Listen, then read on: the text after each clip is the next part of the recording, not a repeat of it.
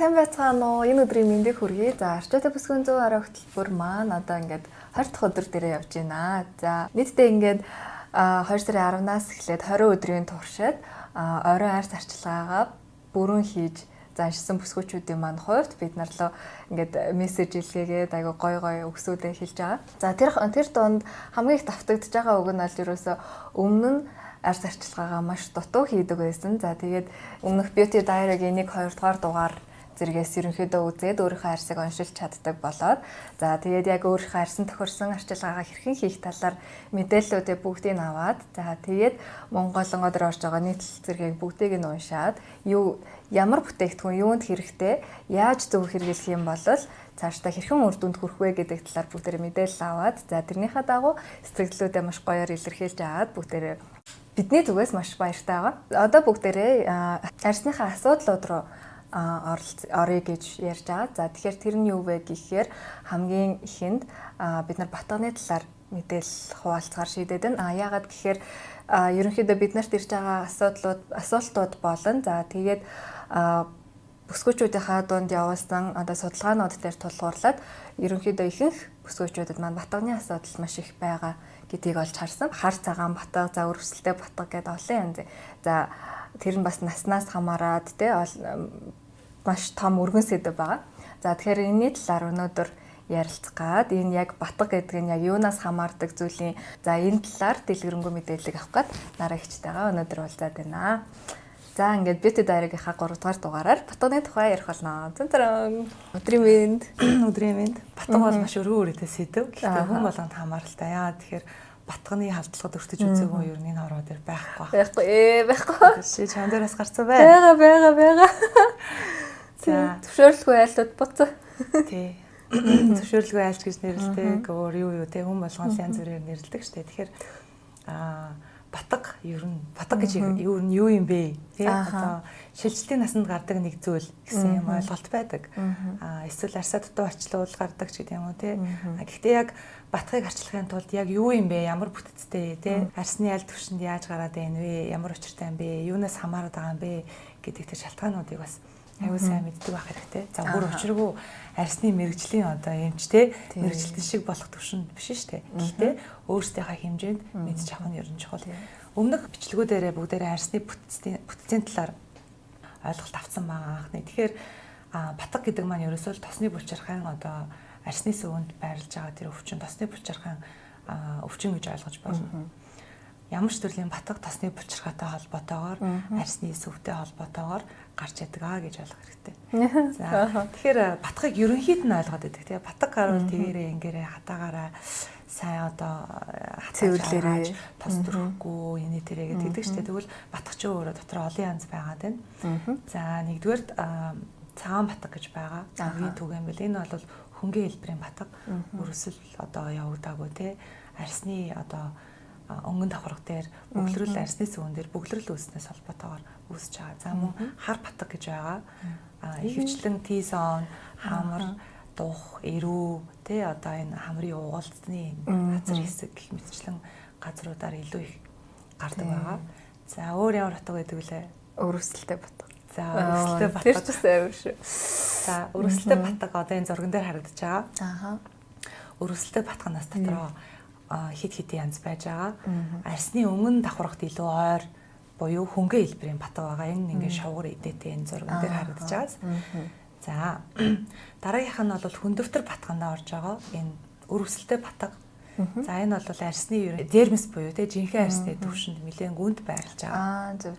За дараа нь нэвчтэс батга гэдэг энэ зурган дээр харагдаж байна те. Энэ том хэмжээний талбайг хамарсан арьсны хидэн сүвийг одоо хамарсан дотроо юм гэр үүссэн өрөвслийн одоо процесс нэлээд идэвхтэй явагдаж байгаа юм батга байгаад байна. Тэгэхээр энэ олон төрлийн батгнууд ч өөрсдөө тусдаа өөр шалтгаануудтай тий өдөөгдөх одоо дэмжигдэх өөр шалтгаануудтай ийм байгаад байна. За тэгэхээр яг аль төрлийн батга нь вэ гэдгээс хамаарч арчилгаагаа зөв хийж тий дэглэмээ зөв сахиж одоо тий шахлаа гэхэд яг хаана ямар хөө байдлаар яаж шахуулах вэ гэдгээ хүртэл зөв сонгож байх бол нөгөө батгч өөрөө уул мөрөө үлдээдэг шээ. Маш тодорхойтой. Өөрөө үлдээгээд нүг авчдаг юм ба. За батганы одоо саривнууд жишээ нөгөө төрлөөсөө хамаарат өөр байгаад байгаа. Хөнгөн хэлбэрийн батганаар бол нэг тийм гүн сарив үүсдэггүй. Гүн одоо өрөвсөлтэй батга, нэвчтэст батга бол ер нь одоо тийм нүхэн сарив үүсэх.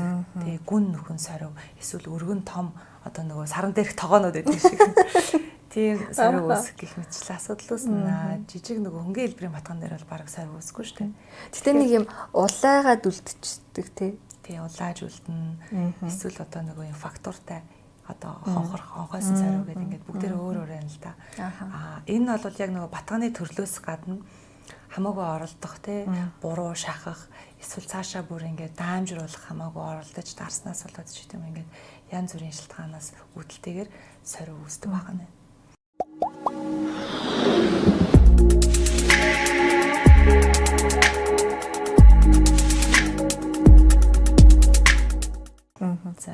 За тэгэхээр хамгийн түрүүнд хэдүүлээ цагаан батганы тухай ярих. За окей. За цагаан батга бол ихэвчлэн хуурай болон ердийн арьсан дээр илүү төлөвлөгөө тохиолддог. Арьс ер нь чигээ алдаад гуучих процесс нь хэвийн байдлаа алдаад ирэхээр цагаан батга илүү төлөвлөгөө үүсдэг. За гэхдээ цагаан батга маань өөрөө өвддөггүй шүү дээ. Тэгээ яагаад тэгэхээр энд үргэлжлэлийн процесс явагдаагүй байна гэсэн үг. Тэр нь нэгдүгээрт арьсны гүн рүү тэр арьсны сүв рүү гадны одоо ням бактери ороогүй байна. Эсвэл ням бактери ер нь бол тодорхой хэмжээгээр байгаа шүү дээ. Гэхдээ биеийн бас тархлаа сайн байна гэсэн үг. Тийм болохоор өрөвслийн процесс үүсэхгүй гэсэн үг. За тэгээд тосны булчирхааны цорго, хавцаа эсвэл арьсны одоо эпидермис болон дермисийн төвшөнд арьсны сүв маань бөглөрснөөс үүдэлтэйгээр тосны булчирхаанаас ялгарч байгаа тослог буюу шүүрэл те арьсны хүчсэн эдүүд хамтдаа нөгөө гуужиж гадагшаа гарчдаг болно. Арьсны сүв бөглөрсөн. За энэ зураг дээр харагдаж байна. Тэр нь болохоор цагаан батга. Тийм тэгэхээр гарч чадахгүй болохоор ингээд дотроо хоримтлагдаад тэгээд хатуураад өтгөрчдөг. За энэ бол цагаан батга байгаа. Цагаан батга бол гадагшаа шууд гарсан юм нөгөө гарц байхгүй учраас ингээ аваад байгаад байдаг. Шууд шахаж болдгоо заавал нөгөө цоолж те одоо зүгээр ингээ хатгаж матгаж цоолж хийж ингээ шахах ийм шаардлага гараад байдаг. Цагаан батгач өөрөө ер нь бол зөв арчлаад чигшүүлээд арьсныхаа нөхөн төлчих процессыг дэмжиж байх юм бол өнгө хэсэгт байгаа хөнгөн хэлбэрийн цагаан батга өөрөө гуйж ундаг. Ер нь л яг хугацаанд нь гуйжуулаад ингээд чигшүүлээд явчих юм бол юм шүү Тий. дээ. Тэгэхээр чи цагаан батганаас сэргийлэхийн тулд яах ёстой вэ гэхээр нэгдүгээр арьсаа байнгын чиглэгийг хангалттай төвшөнд барьж авах хэрэгтэй. За тэрэн дээр ч нөгөө хэдүүлгийн нөгөө арчилгаач ороод ирэн тийм үү. За чигшүүлдэг маск те тижээлийн маск. За өдөр тутмын арчилгаагаа яг арьсныхаа төрөл тохирсон бүтээгдэхүүнийг сонгох. За мөн скрабаар одоо арьсаа гуйжуулж авах тийм. Арьсныхаа төрөл тохирсон скраб хэрэглэж авах шаардлагатай гэсэн үг. Окей. За ийм махан бол цагаан батга ер нь бол үүсэхгүй үүссэн ч тэ даамжрахгүйгээр өөрөө аяндаа арилаад байдаг. Ер нь даамжрах юм бол юу болох вэ? Өрөвсөл үү? Ер нь хэмжээгээр томрол байдаг. Эсвэл яг тухайн хэмжээндээ ингээд тогтчихно. Тогтчихно гэдэг чинь ер нь бол арьсны чинь нөхөн төлжилт ер нь айгүй удаашралтай байна гэсэн үг. Бүр гүнд байгаа цагаан батга бол яг цагаан батга гэдэг ингээд овоогоод харагддаггүй энэ зурагдан дээрх шиг. Арьс маань өөрөө яг цагаан батгатай гэж харагдахгүй мөртлөөсөө ерөнхийдөө юм бүрсгэр харагдаад байдаг. За нэг тийм зарим хүмүүсийн арьс нэг тийм байдаг шүү дээ. Яг яагаад байгааг юм мэдэхгүй. Миний арьсныг л харахад зүгээр байгаа юм шиг мөртлөө тол байхгүй. Яг улаан цайн гарсан цагаан батга байхгүй, хар батга байхгүй, идээтэй батга байхгүй. Гэхдээ нэг юм бүрсгэр. Тэр нь юу вэ гэхээр арьсны гүнийн цагаан батга буюу нэг арьс бохирдол байгаад байна гэсэн. Тэгэхээр гадаргууч өөрөө юм толгор гоё байдлаа алдаад.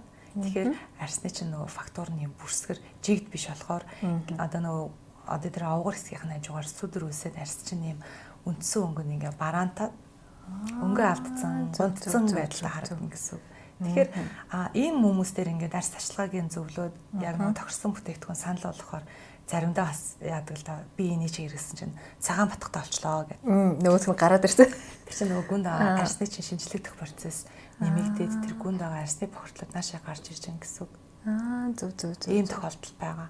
Гэхдээ бас яг нөгөө бүх хүн дээр адилхан биш шүү дээ. Зарим хүнд ялтчихгүй үнэхээр бүтээгдэхүүн тохирохгүй байгаад те угаасаа байдаггүй байсан цагаан батга шинээр гарч ирэх бас боломжтой. Тийм үү те. Тийм өөрийгөө л аягүй сайн ажиглаж авах хэрэгтэй. Тэгэхээр бүрсгэр байж агаад тэ. Тэд нар чинь ажиллаад цагаан батгнууд ингээд гарч ирж байгаа бол ерөнхийдөө бүтээгдэхүүн чинь тохироод байна шүү. Арьс чи илүү одоо гоё болгох шиг хандж байна гэж ойлгох тэ. Юу. Тэр гүнд байгаа цагаан батгыг ерөнхийдөө мэрэгжлийн эмчил хараад мэдхүү те. Өөрөөсөө ерөнхийдөө бас мэдрэгдэн шүү дээ. Тийм үү. Тийм үнэ арьс чи өөр юм гоё толгор байдаг шүү дээ тэ. Тэгэхээр зөвхөн цагаан батг гэлтгүүлдэ ер нь бол арьсны гүнд бохирдол байгаа тохиолдолд зөв туслахын илүүдтэй сайн цэвэрлэгдээгүй ч юм шиг санагдсан илүүд чинь арьсны одоо сүүн дотор бас хуримтлагдсан. Туслахын илүүдэл чинь одоо өтгөрөөд арьсныхаа гүнд хуримтлагдсан байгаа бол арьс чинь бүрсгэр тэгсэн мөртлөөсөө яг нөгөө толгор биш те үл ялэг зузаан юм шиг те ингэж харагддаг. Одоо чиний арьс бол ингээ толгор нь штэ. Гэрэл маш гоё жигд ойгоод. Яргай. Гэтэл тийм биш байгаа тохиолдолд одоо нөгөө аюу их эрдэг асуулт л та. Яг надад батг гарахгүй байна тий. Надад сэвх нөсөө толбаалга гэтэл миний арьсныг л биш байна. Зөв. Тий. Энэ бол яг ингэж бодогдоод байгаа бол тий сайн цэвэрлэх хэрэгтэй эхлээд. Тий нэг талаараа энэ цагаан батг байх магадaltaй. Тэгэхээр чин зүгээр цагаан батг гэдгээрээ биш тий. Бүтээгдэхүүн чинь таарахгүй байна. Эсвэл арчилгаа чинь буруу байна тий. Ямар нэгэн одоо юм болоод байна тий. Энэ дээр анхаарлаа хандуулах хэрэгтэй. Арьсны хадварлыг тодорхойл, эсвэл тодорхойлвол тий. Бүтээгдэхүүнээ тохирсон бүтээгдэхүүнээр сойл ч гэдэг юм асуудлууд үүснэ гэсэн. Окей.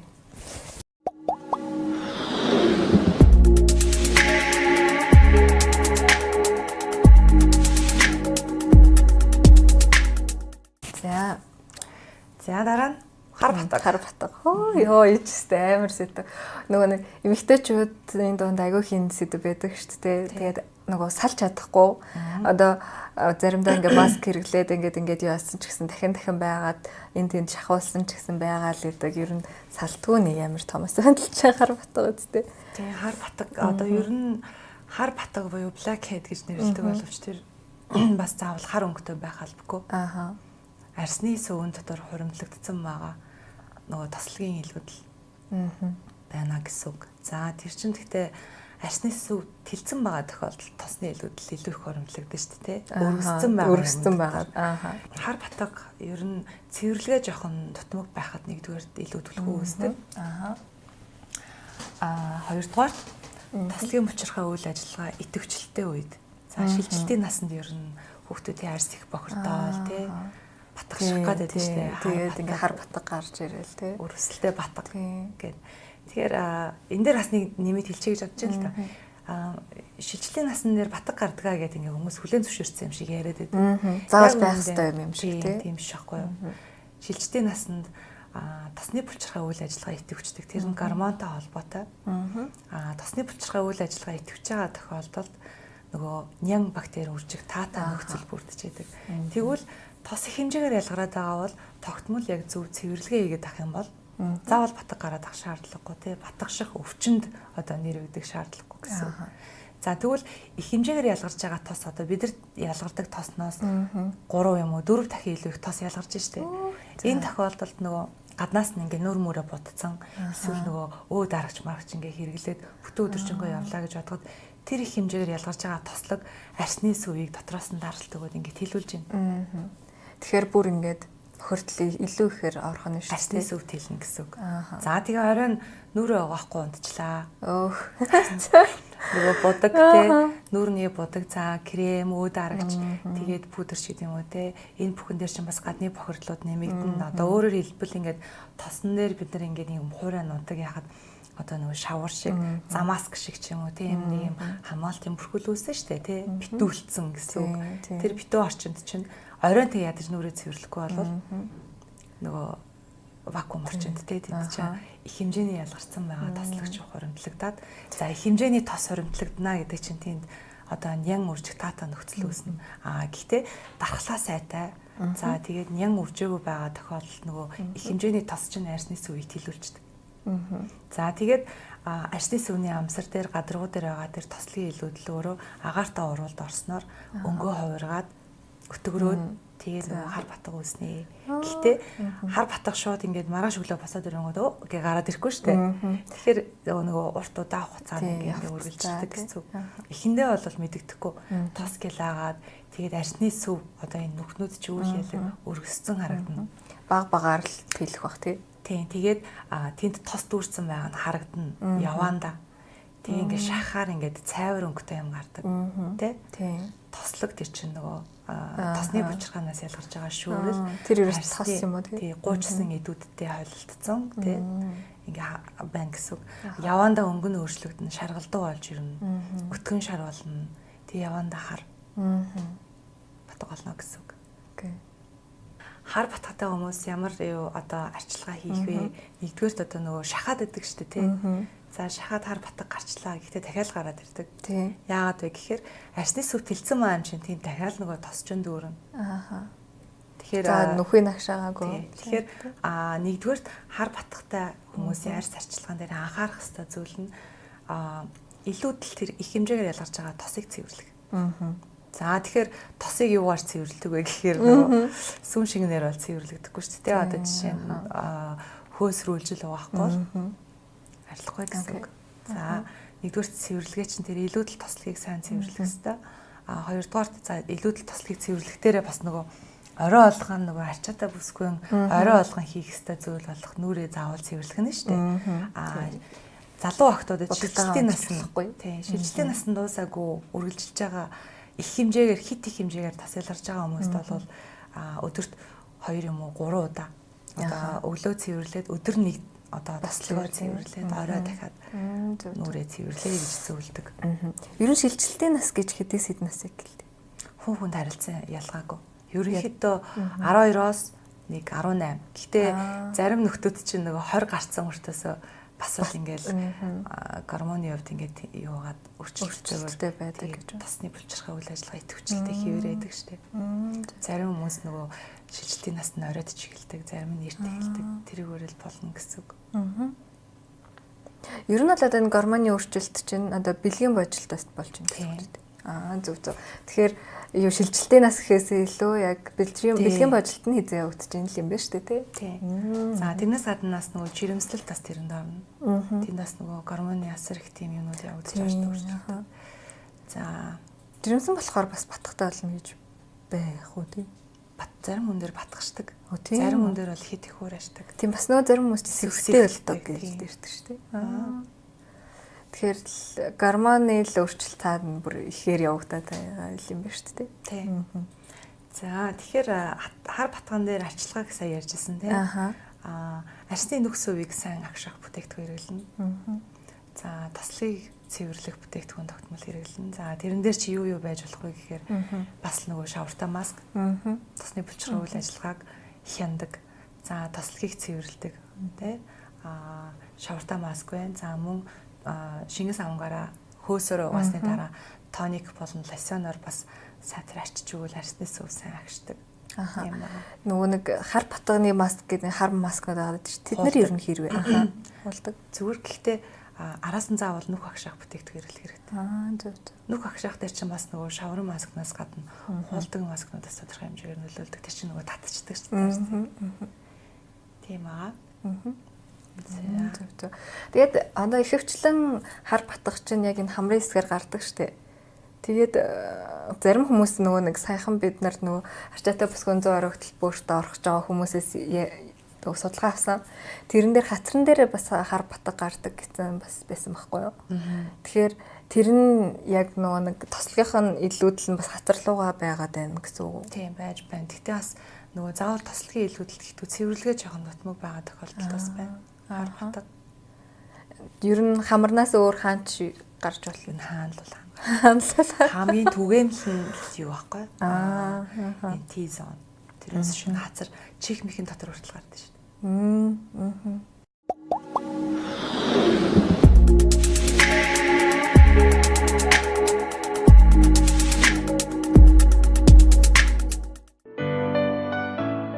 Орой арс арчилгааныхаа дарааллыг сайн тэмдэглээд аваарай. Эхлээд нүдний будаг арилгачийг хүнд шингэн, зохины эргэн тойрны будаг болон сормосны будгаа зөөлөн арчиж цэвэрлэнэ. Заавал нүд уруулын будаг арилгач гээд байгаа шалтгаан нь зовх болон уруулын арьс дүүрний бусад хэсгийн арьсыг бодвол илүү нэмгэн, эмзэг, байнгын хөдөлгөөнд оршдог бөгөөд илүү зөөлөн бүтээгдэхүүн шаардлагатай байдаг. Мөн үүнээс гадна сормоосны будаг, контр, тен, уруулын будаг зэрэг удаан тогтцтой, усан тэсвэртэй, хүнд тод өнгүүд нь энгийн цэвэрлэгчээр арилгахад цаг их авдаг бөгөөд зориултын бүтээгдэхүүн хэрэглэснээр арьсаа хамгаалж цагаан эмнэх давуу талуудтай байдаг. Зохины будгаа арилгасны дараа нүрний будгаа арилгах нь будаг арилгачийг хүнд шингээгээд арьсны илгийн шугамын дагуу нүр болон хүзүү зөөлөн арчиж цэвэрлэнэ. Цэвэрлэх үедээ хамрын угалз уруулын доод хонхор хэсгүүдийг сайн цэвэрлэх хэрэгтэй. Энэ хэсгүүд хонхор учраас ихэнх тохиолдолд дутуу цэвэрлэгдээд байдаг талтай.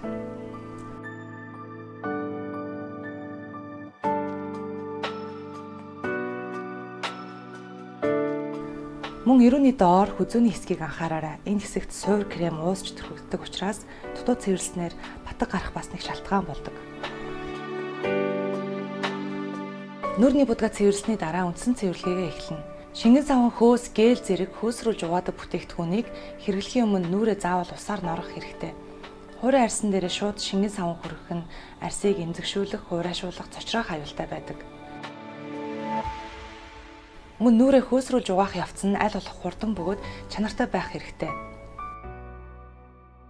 Цэвэрлэгээний төгсгөлд савангийн үлдэгдлийг цэвэр усаар сайн арилгана.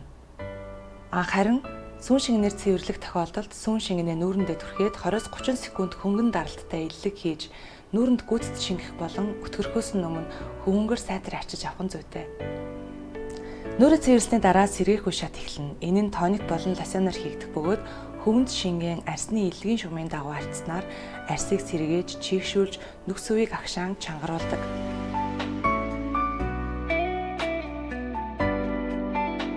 Одоо арьсаа амрааж нөхөн төлжүүлэх бүтээгдэхүүнүүдэд хэрэглэж болно. Эхлээд зохины тосоо түрхэн, ядам хуруун дээрээ тосоо баг зэргийг авч ухархааны ясны дотор хэсэгт хөнгөн тогшиж түрхэн.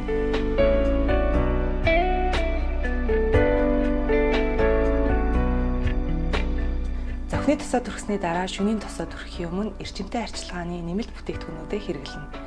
Энэ нь чийгшүүлэх серум, цайруулах тос, үрчлээний эсрэг ийлдэс зэрэг өөрийн арьсны онцлог тохирсон асуудал шийдэх бүтээгдэхүүнүүд юм.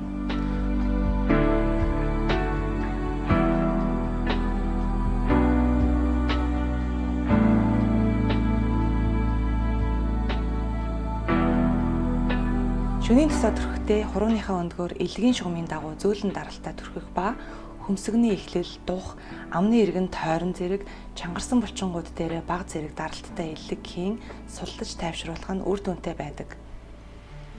Мөн чихний ар болон урд хэсэг, хүзүү зэрэг арьс арчилгааны явцад орхигдох гээд байдаг хөгшрөлтийн шинж тэмдэг тод илэрдэг хэсгүүдийг хизээж мартаж болохгүй. За ингээд энэхүү дарааллаар орой бүр тогтмол арьс арчилгаагаа хийж чадах юм бол эрт хөгшрөлтөөс сэргийлж арьсаа эрүүл өнгөлөг залуу байлгах боломжтой.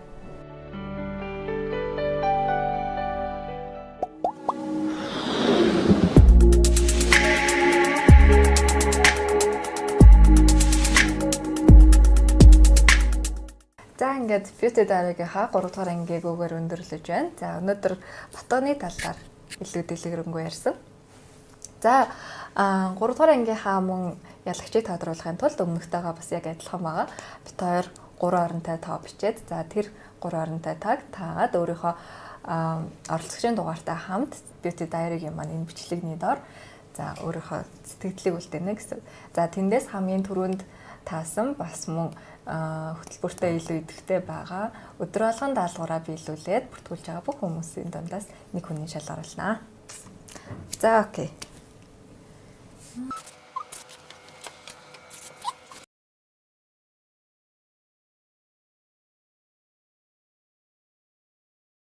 За энэ таг таасан эхний хүн маань 3 дугаар Beauty Diary-гийн маань ялагч болох нэ. За окей. За баяртай. Дараагийн нэвтрүүлгээр олъё. За өдрийг сайхан өнгөрүүлээрэй.